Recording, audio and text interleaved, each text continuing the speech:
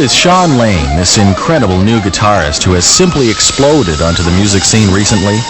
Known up till now by only those who have seen him play live or have watched his bootleg videos, Shawn Lane's reputation as a monster player is now bringing him worldwide attention.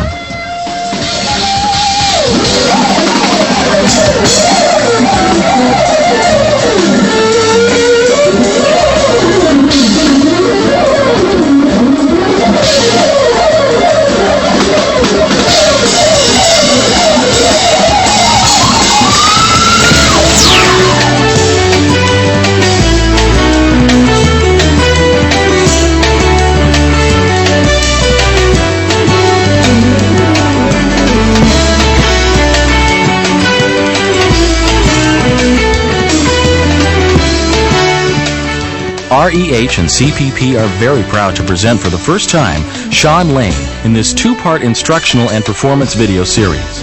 So we hope you enjoy getting to know this very talented and amazing musician, Shawn Lane.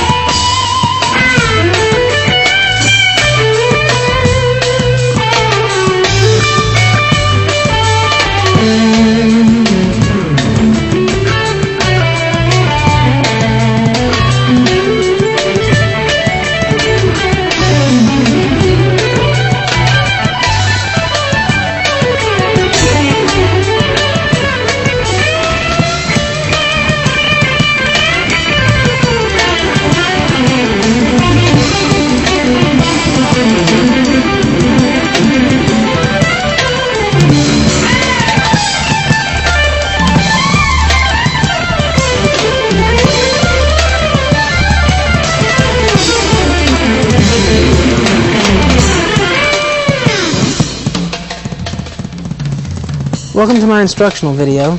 Me and my friend, the drummer Shawn Rickman, are going to play some songs from my album Powers of 10. We're going to do a little improv on some of those songs.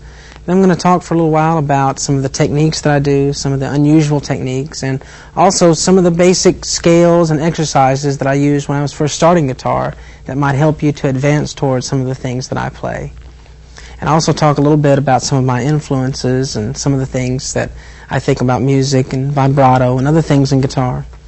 So let's get started by tuning.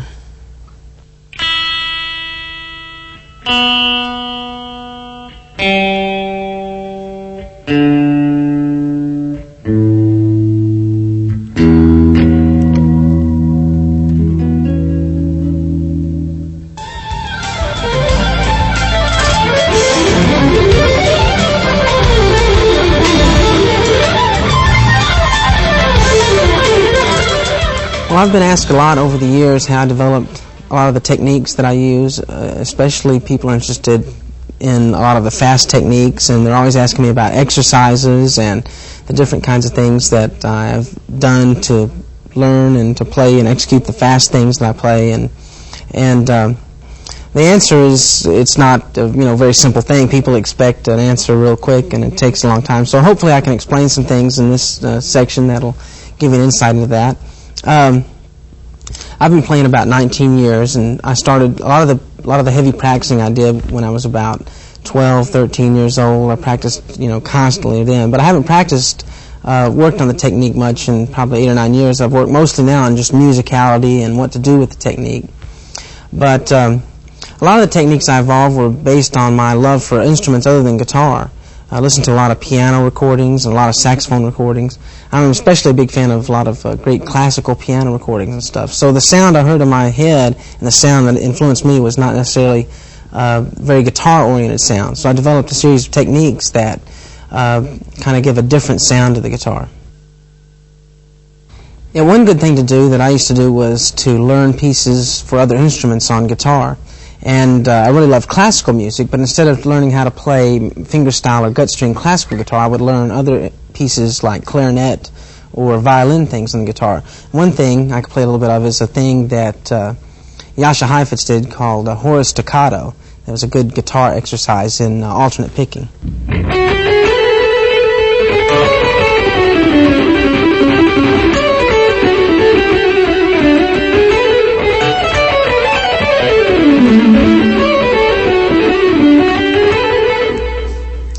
Okay, that's a good example of a piece that's a classical piece for violin, played on guitar. It's kind of a lot of fun. And I encourage you to learn a lot of other pieces. Just look up any pieces, especially for violin or clarinet or flute. Those instruments transcribe well to guitar in the classical realm. There's a lot of single note type playing that you can do that if you want to get into classical music but not gut string classical guitar, that I would encourage you to learn a lot of the single line violin, concerto type pieces and things like that. This is a lick that I developed that's kind of a variation on a fairly commonly played lick that's most of the time when it's played it's picked. All the notes are picked. And I developed a way to play it that it's still picking but it gives it a more legato sound. Let me play it for you.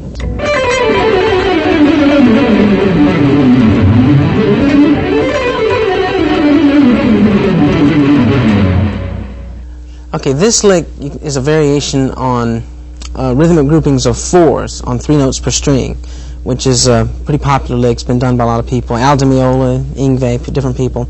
And normally it's just played with groups of fours. 1, 2, 3, 4, 1, 2, 3, 4, 1, 2, 3, 4, 1, 2, 3, 4. And people pick every note on it, and it's a certain sound that way. It's a staccato type of sound. But this way you can do it, and it gets a more legato sound, and you can use that kind of floating of the pick technique. Also, the important thing to keep in mind, the way I do the picking on licks like this is by tilting the pick. If you tilt the pick slightly in a sideways angle, for me it's comfortable to tilt it up like this. For other people it might be comfortable to tilt it down. I've seen people do it both ways. But that's one thing to remember. That gets the smooth kind of sound. But the way I do this lick is you pick 2 notes and then 2 notes not picked, 2 notes not picked, and then 1 note. So if you have 3 groups of 4s, then you have something like 1, 2, and then 2 notes not picked, and then 2 notes picked again, and then 2 notes not picked, and then 1 note picked, and then 3 not picked. So that would be 12, and you're picking 2 like that. So slow that is.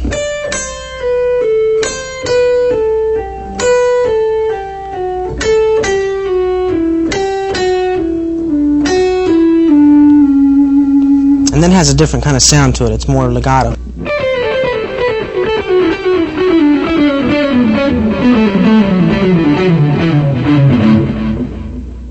Okay, so that lick gives you a different sound that's not a staccato sound. Most of the time when that lick is played, it's staccato. And also when you play it this way, it's not really very identifiable as 4s. Instead of sounding like you really don't know what you're hearing because the accents are kind of thrown off and it sounds more like it's more like a violin type of sound or something. Also, there's a way you can do that up where you're repeating the same thing on groups of 2 strings and then you're going to the next group of 2 strings up and then on up. So you can go up with it too.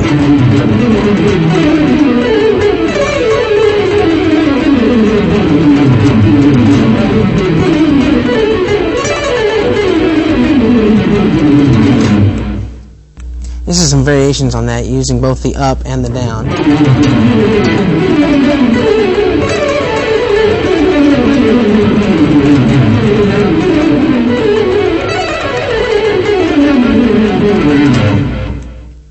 One thing that's helped me a lot in passages like that is practicing in one position symmetrically across the neck. It doesn't make sense as any scale or anything, but it's just...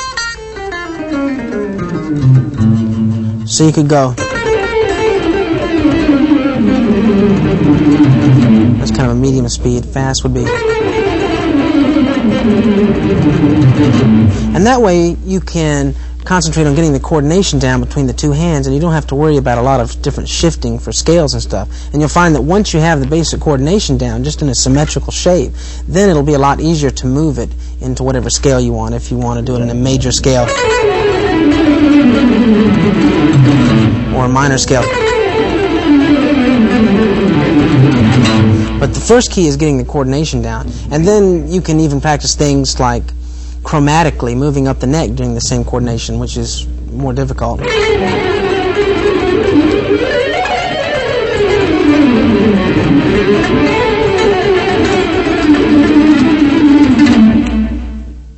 One of the things I just did had a very chromatic sound, and it was the same coordination, but doing a lot of hand position shifts. This has a strange sound because you're moving up the neck, but the pitch usually isn't going up. The pitch is either staying the same or going down.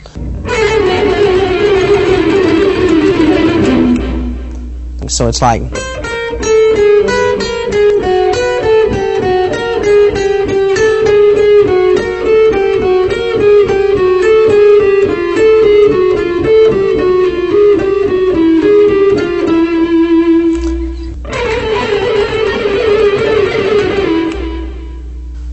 One of the things I do a lot is mix up different rhythmic groupings of notes.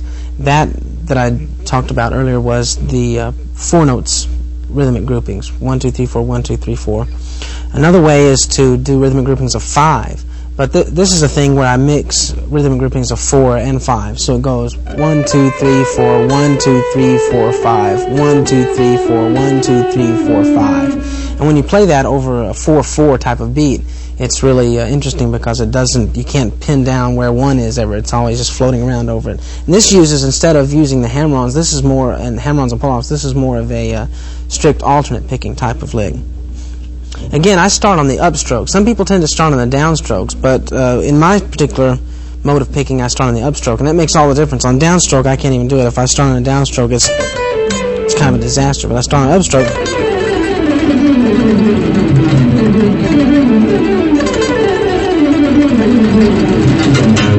So that's 1, 2, 3, 4, 1, 2, 3, 4, 5. I'll do that slow.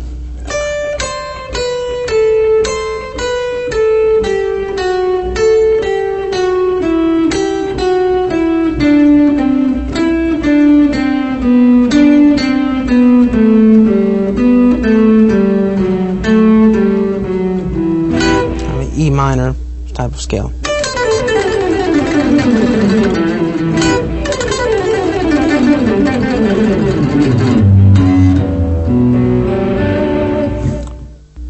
One, 2, 3, 4.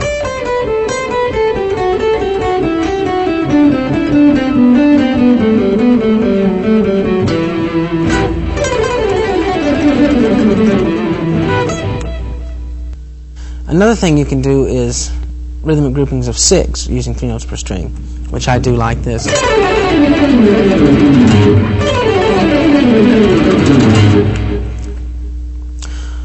Those slow, again, are strict alternate picking, starting with an upstroke.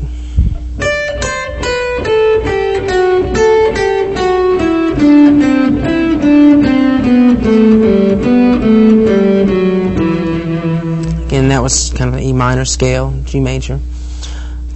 In my own playing, I use a lot of those things, 4s, 5s, 6s.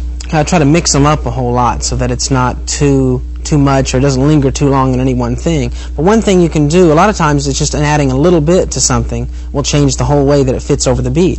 So, whereas regular 6s be, if you add just, say, 2 notes in front of it, and then you start on the... But if you're on a beat, that throws the accents on a whole other part of the beat, so it has a whole different sound. And so you can do that starting it off, say, and then do 3 groups of 6, and then do it on the G string for your next 3 groups too, like.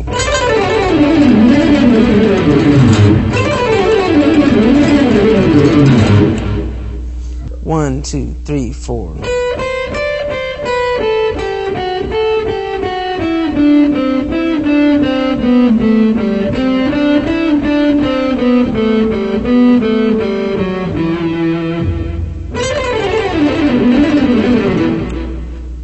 There's There's 4 basic ways that I practice the rhythmic groupings of 6, using the 3 notes per string. And that is the straight 6s down that I already showed earlier.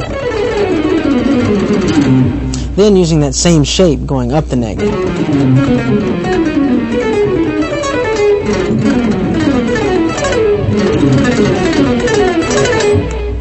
Okay, and then you can have the ascending 6s.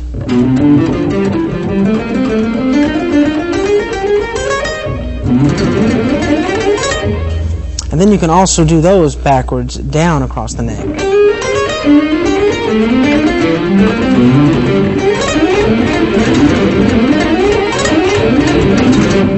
And so if you can do them all 4 together, it's kind of a good workout exercise.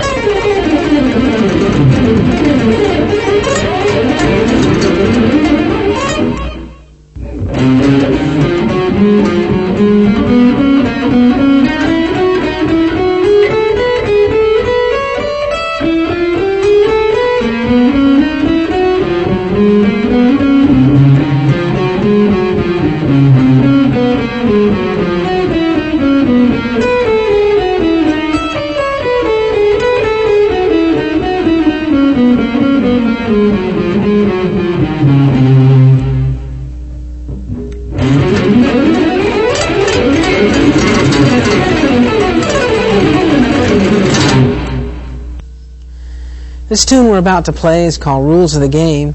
It's from my Powers of 10 album. It was the first song I recorded on the album, which took me a long time to get to the actual recording of the album, getting my studio and everything set up. And so it was the first song I recorded, and I had a lot of really happiness expressed in the song for finally getting to do my album and everything. Also, I wanted to make it real symphonic and have a lot of different counterpoint and a lot of the instruments, influenced by a lot of symphonic classical music. And the title is inspired by one of my favorite films by Jean Renoir called The Rules of the Game.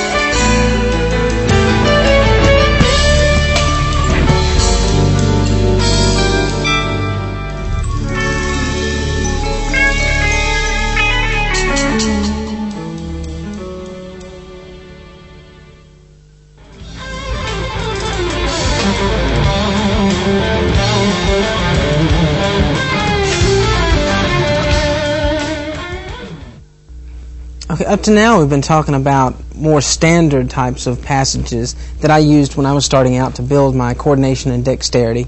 But now I want to get into some of the different kinds of unusual passages and licks that I do now that are a different sort of sound than that. One of them is the use of hammer-ons.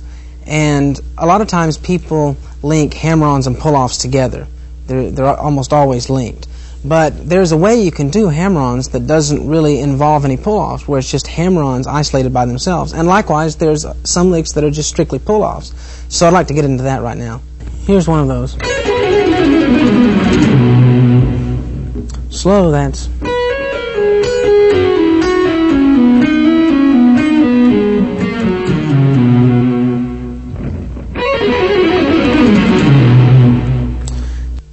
To play things like I just showed, which was hammer-ons, but mostly one note per string, crossing strings on each hammer-on. In order to get to that level, you first need to do exercises which will get you used to doing hammer-ons without pull-offs, doing more than one note per string. So a good exercise for that is this.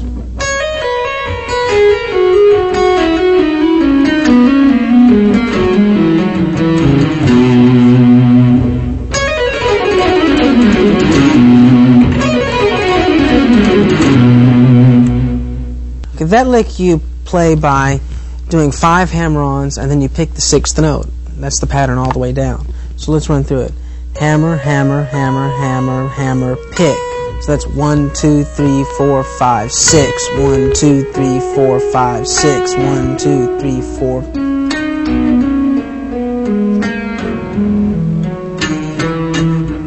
And on like that.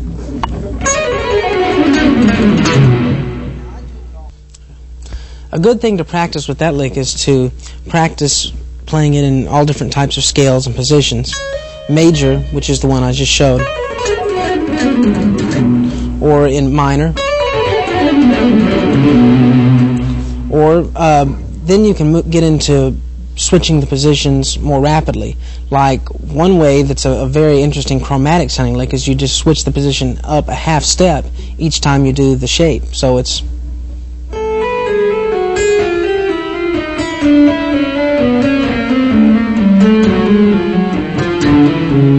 And that's one of those licks that's very hard to do. And it's a strange lick too, because it's one of those things that sounds one way slow, but it sounds totally different fast. Slow, it doesn't sound like much, really. But when you play it fast, it has this effect like falling downstairs or something.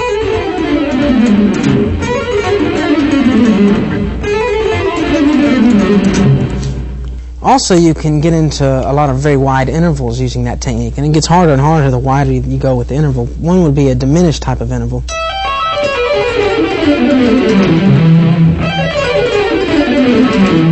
Slow, that's...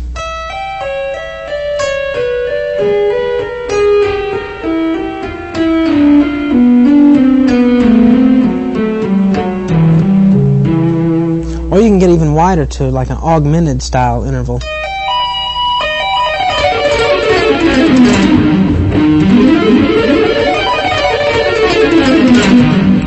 And that's a real workout. But first you have to just be able to do it just in a regular position like this. And again, I would suggest practicing it just in a symmetrical shape. You don't have to do a specific scale with it, because once you learn the physical coordination, you can go almost anywhere with it. Just this shape across the guitar.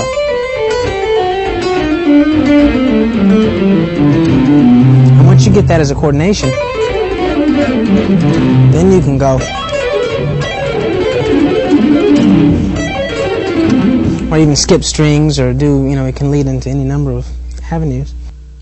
Another thing you can do is work on your pull-offs without a lot of hammer-ons being involved. One of the best exercises for that is this one, which is also a very good exercise for finger independence, because you're not utilizing a lot of the rolling motions forward or backwards. It really requires that each finger operate independently, and that's this scale right here.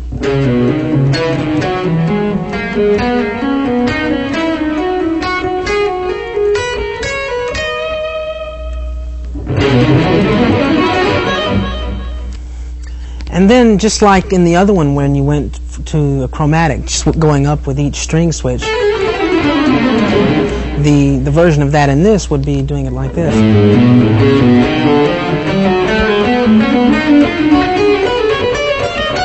And that's real hard. Let me see if I can do it here.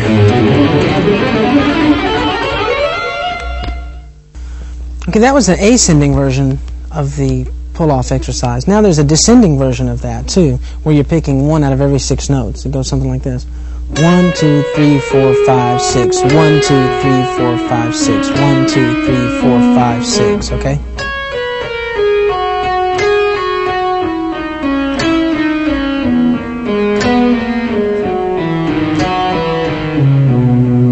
Now I was exaggerating the picking there, but when you perform it, you want to pick as softly as possible so that the picking notes and the hammer-on notes sound the same, or the pull-off notes in this case.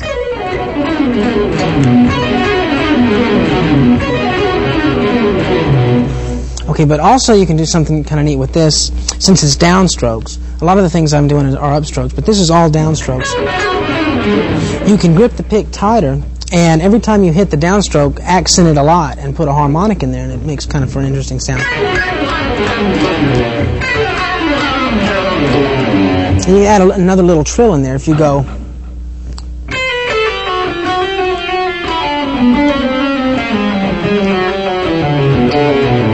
And that's like that.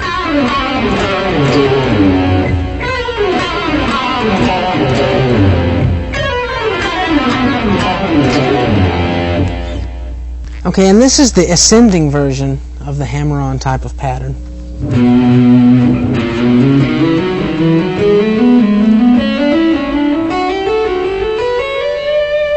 Okay, now that's the basic way you can do that. That was in groups of 9s, 1, 2, 3, 4, 5, 6, 7, 8, 9, and so on. But what I find sounds good is if you mix up different rhythmic groupings of that exercise. So you do 6s, 9s, maybe throw in a 12. This particular lick, I'll do 2 6, 2 9s, 1 6, and then a 12. So slow it'll be 1, 2, 3, 4, 5, 6, 7, 8, 9, 1, 2, 3, 4, 5, 6, 7, 8, 9, 1, 2, 3, 4, 5, 6, and then 1, 2, 3, 4, 5, 6, 7, 8, 9, 10, 11, 12. So it's...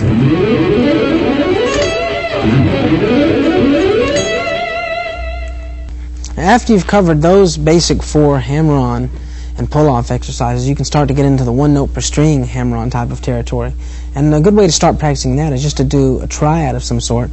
Just pick whatever one you want. And I usually do an upstroke on these kinds of things. But you start picking with an upstroke and then hammer on 2 other notes on 2 different strings. And once you get comfortable with that, you can try moving it to different sets of triads. So on this particular thing, I'll go.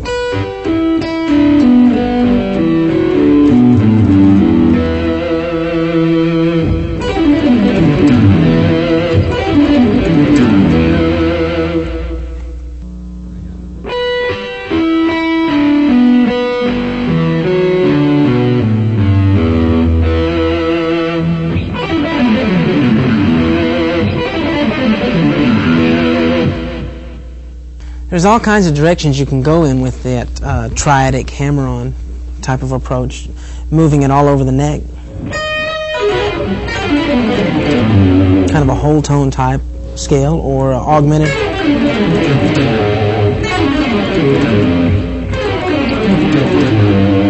Slow, that is.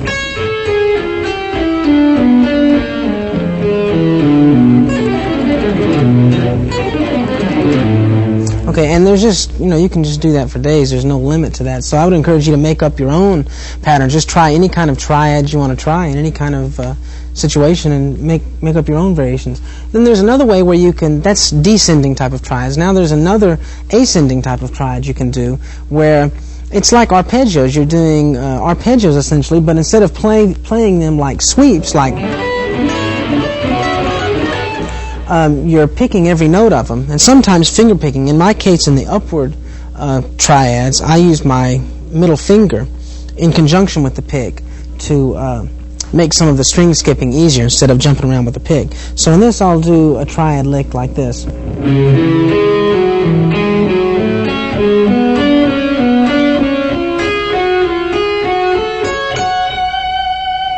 kind of a F sharp minor arpeggio.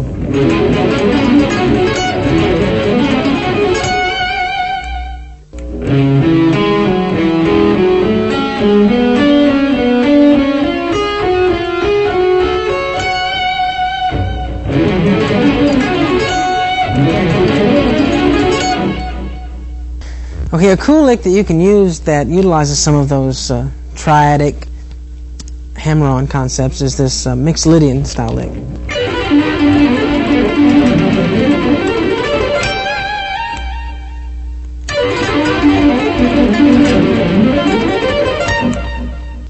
Okay, that lick slow is.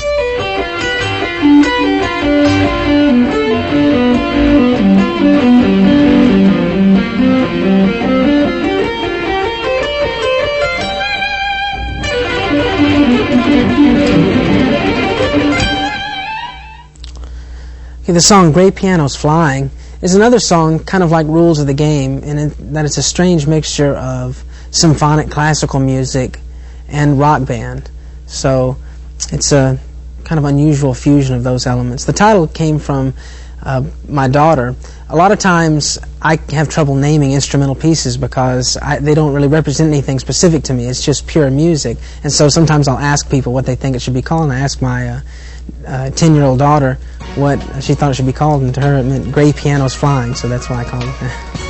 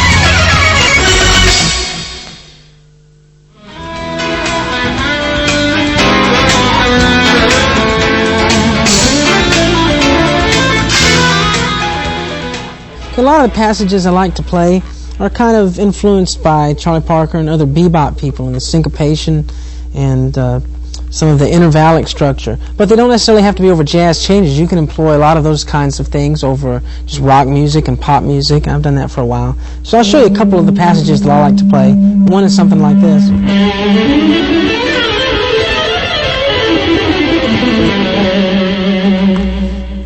Okay, I'm going to break it down and do it slow. It's kind of an A dominant kind of thing.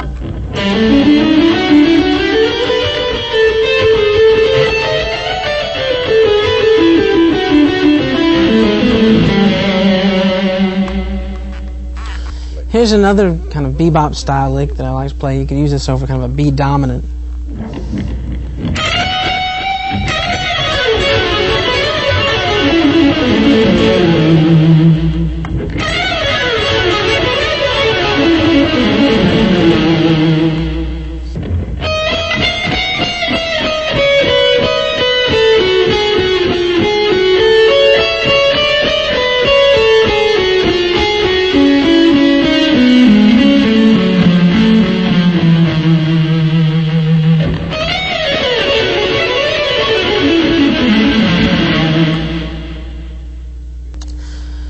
One thing that I'm asked about a lot is some of the wide intervallic, diminished, and other type of string skipping playing that I do, usually based somewhat around a diminished tonality.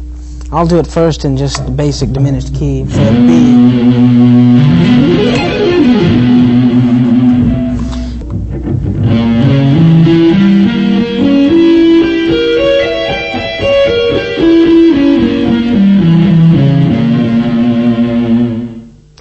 Okay, I take the basic diminished concept like that and I expand it out into a lot of different chromaticism and for a lot of real outside type playing.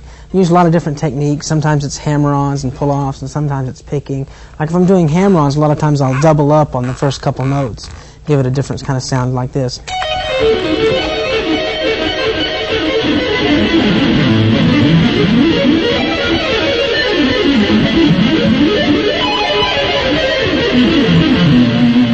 Okay, slow, that's kind of like this.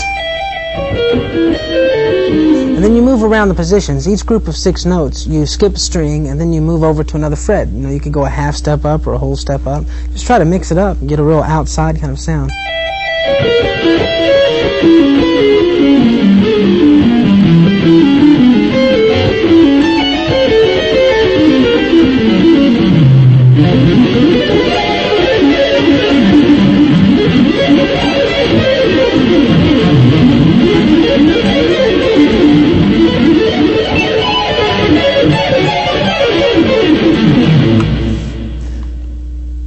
Okay, and the thing to remember about that for the stretching is your thumb has to go way around the back of the neck, because if your thumb is over here, you'll never be able to do those kind of reaches. You have to really bring your thumb way around at the other side of the neck. And then a lot of the key is this first thing. You can't really just bar it and let it sit like a bar and then move it around. You have to work it along with the other fingers and actually pick it up from the G string when you're going over to the E string, and then when you're on the D string, you pick it up and go over to the B string. You can't just bar it. You have to actually... Also, the key with that lick is a certain amount of looseness, but you have to have a certain amount of tension to actually pull the thing off. So it's a real balance between relaxation and exertion, and it's just something you have to just keep practicing on until you get comfortable with it. The more you do it, the more comfortable you get with it. And you can also do that lick picking every note.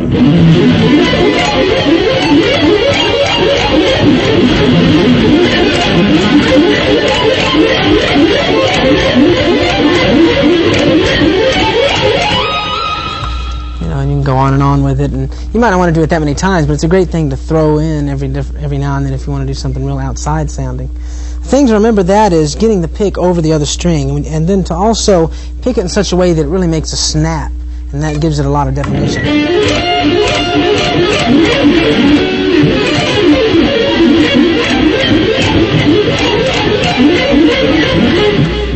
And another thing that mixes it up and makes it sound kind of unusual is if you do different groups of notes. Like this will be 6s, and then it does a group of 9. So say you're going 1, 2, 3, 4, 5, 6, 1, 2, 3, 4, 5, 6. Then you can go 1, 2, 3, 4, 5, 6, 7, 8, 9. 6, 6, 9.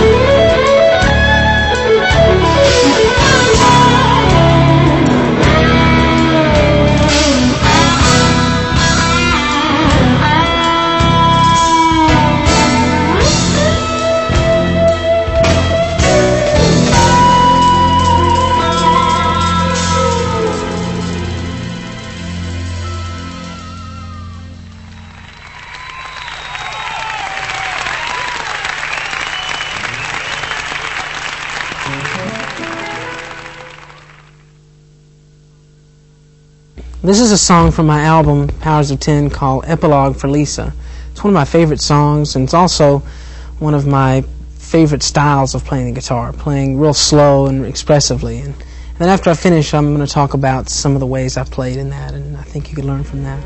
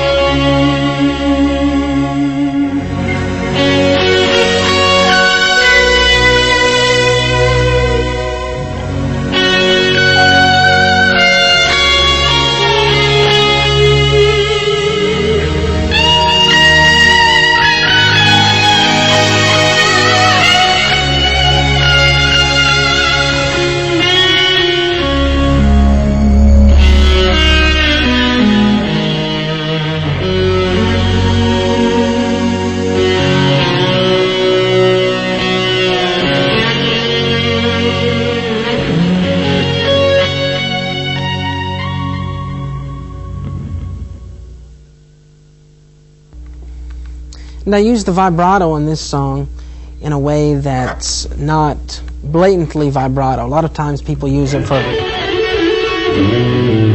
I'm using it in a very subtle fashion in this song to kind of emulate the way vocalists vibrato. Because on guitar, typically when you vibrato with your fingers, you're just moving the pitch up. You're oscillating it up from the original pitch. But when you vibrato with the vibrato bar, you're getting a smooth up and down. You're going below the pitch and above the pitch, and it has a very smooth sound. Also, you can bend up to notes in a certain way that you can't really do with your fingers. Or if you did, it would require a lot of thought, because you'd have to go down a half step and do things such as that. So in phrases like... If I didn't use the vibrato, I'd have to do it like... or something like that. It'd be very awkward in a way. And also with the vibrato, you can get a much smoother response. I try to use a lot of different speeds for expressive purpose of vibrato. Sometimes it's effective to do a fast vibrato, and sometimes very, very slow. And then sometimes you can use a real extreme vibrato that may seem out of context sometimes, but if you just touch on it in a certain way, it'll give a certain character to it. Like sometimes in the phrase in that song, I'll go...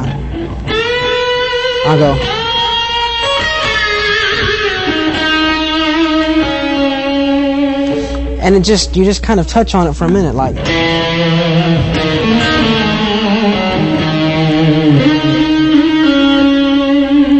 guy that does some extreme vibratos on the guitar that's influenced me, and a lot of people a lot, is Jeff Beck. He does a lot of things like that. Sometimes he'll play something with just a little bit of something, that seems over the top, but if in the right quantities, even in a slow song or a ballad like that, it can be very expressive.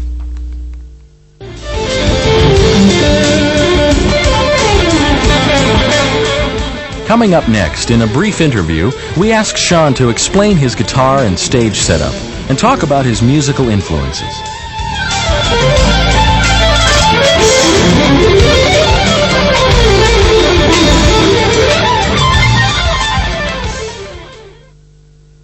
Some of my influences were maybe Frank Marino then, and that's when I got into Hendrix and some other people. But really what turned me around on guitar and music were two different things.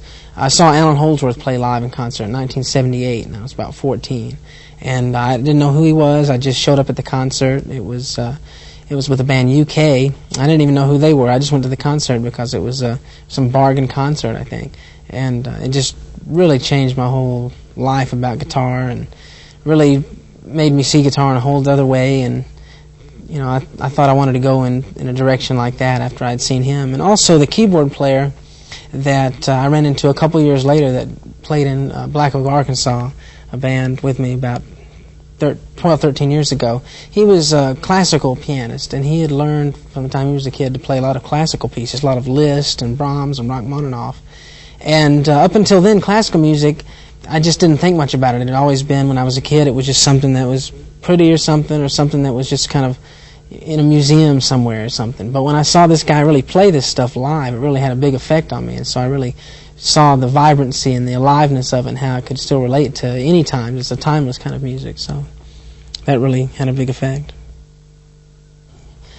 Copied some records, but I'm just a tremendous music fan. If I never even played an instrument, I'd still have all the records I have. And I'm really, first and foremost, I consider myself a music fan more than really even a player. I have about 6,000 albums of all styles of music, classical, jazz, everything. And I just love so many of the great people, and that inspires me so much that my own music is almost secondary to that in a way,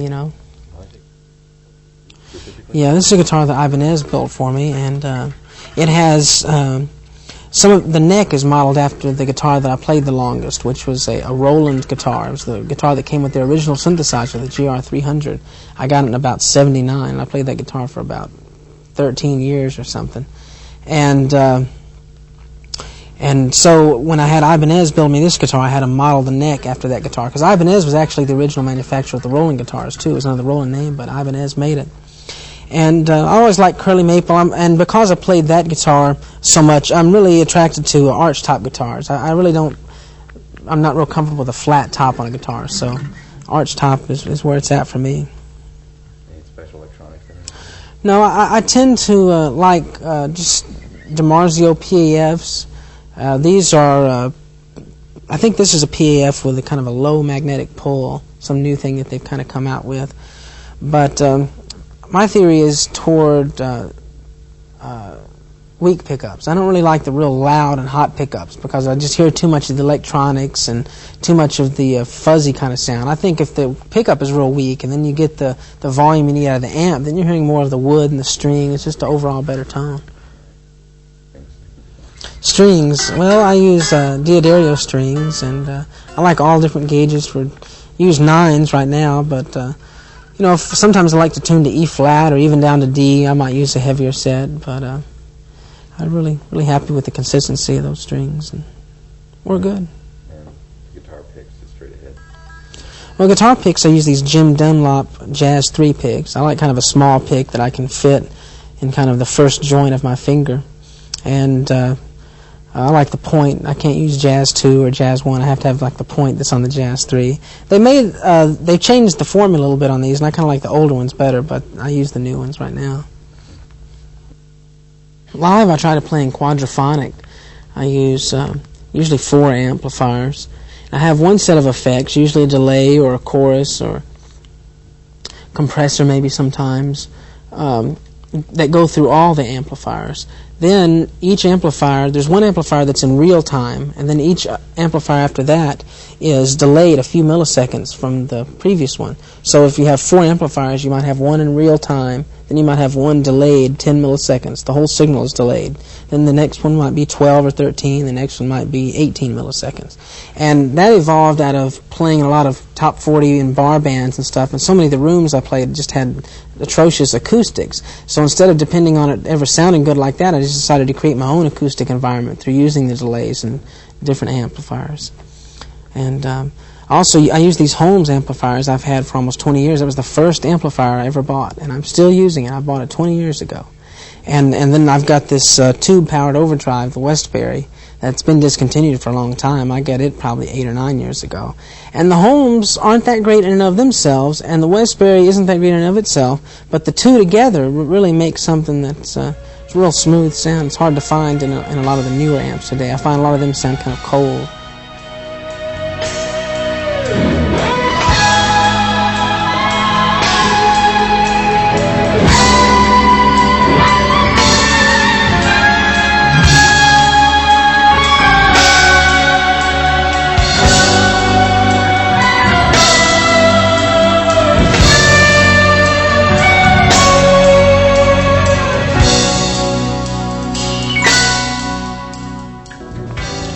Well, that's about all the time we have. I really like to thank my good friend Shawn Rickman for coming and playing such great drums with me on this thing today. And also, I'd like to urge you to go out and get my album Powers of 10 on Warner Brothers if you haven't, because I think you'd probably enjoy that a lot. And I'd like to thank my friends at Ibanez, Mace Bailey and Chris Kelly, for really making this beautiful guitar for me. So, thanks a lot again. See you.